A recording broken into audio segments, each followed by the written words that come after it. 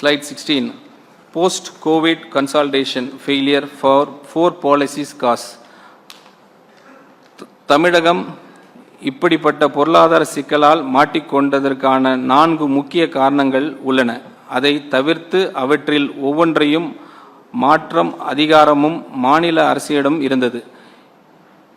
வெளிப்புற அதிர்ச்சிகளால் உருவாக்கப்பட்ட அல்ல.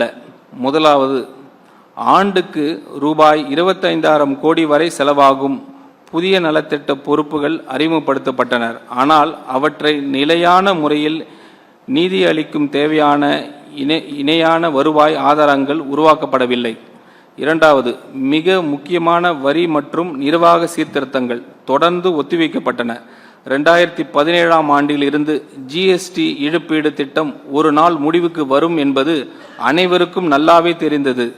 திடீரெல்லாம் நிறுத்தல இருந்த போதிலும் அந்த மாற்றத்திற்காக தயாராக வேண்டிய நடவடிக்கைகள் பொதுவான அளவில் மேற்கொள்ளப்படவில்லை.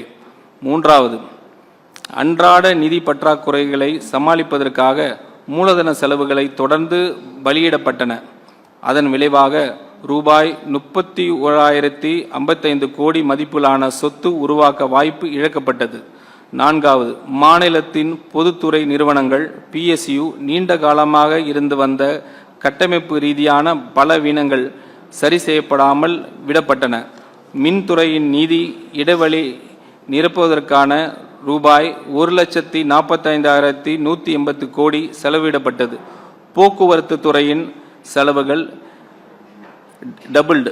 நுகர்பொருள் வணிக கழகத்தின் கடன் 27,181 கோடியாக உயர்ந்தது. இங்கே நான் மிகவும் தெளிவாக சொல்ல விரும்புவது ஒன்று உள்ளது. நலத்திட்டங்கள் தமிழ்நாட்டின் பெருமைக்குரிய பாரம்பரியம் தொடரும். பிரச்சனை ஒருபோதும் நலத்திட்டங்களில் அல்ல. பிரச்சனை என்னவென்றால் அவற்றை நீண்ட காலம் தாங்கி செல்வது தேவையான வருவாய் ஆதாரங்களை உருவாக்காமல் புதிய நலத்திட்டங்களை அறிமுகப்படுத்துவதில்தான் உள்ளது. அன்றாட வாழ்வில் ஒரு எக்ஸாம்பிள், ஒரு குடும்பத்தின் வருமானம் குறைந்த பிறகும் அது புதிய பெரிய மாதத்திர செலவுகள் பொறுப்புகள் ஏற்றுக்கொள்கிறது என்று நினைத்து பாருங்கள்.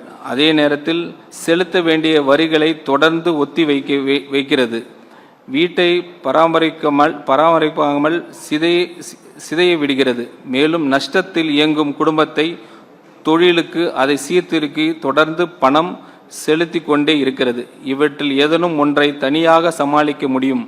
ஆனால் இந்த 4 ஒன்றாக நடந்தால் அதுவே ஒரு குடும்பத்தை நிதி நெருக்கடிக்குள் தள்ளும் பாதையாக மாறிவிடும்.